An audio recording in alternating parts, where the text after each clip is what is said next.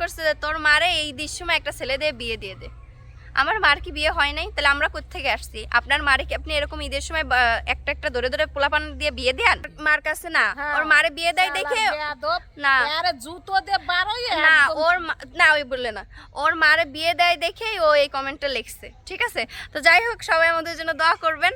আর আপনাদের ঈদ তো ঈদের দাওয়াত আগে থেকেই দিয়ে দিলাম আপনাদের সবাইকে, দাওয়াত দিয়ে দিলাম। হ্যাঁ, আর আপনাদের রোজা কেমন কাটতেছে? কথাটা শুনে এত সুন্দরভাবে একটা করতে গেছি, থাক সমস্যা নেই।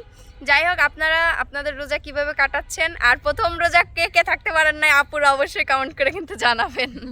আর আলহামদুলিল্লাহ এবার আমরা পারছি, এবার আমরা পারছি সবাই। হ্যাঁ, এই যে পরপর তিনটায় আলহামদুলিল্লাহ 3টা রোজা দেখতে দেখতে চলে গেল। মানে ভাবা যায় রোজার জন্য কত অপেক্ষায় ছিলাম, রোজা আসতেছে, আনন্দ আনন্দ, কিন্তু চলে গেল 3টা অলরেডি।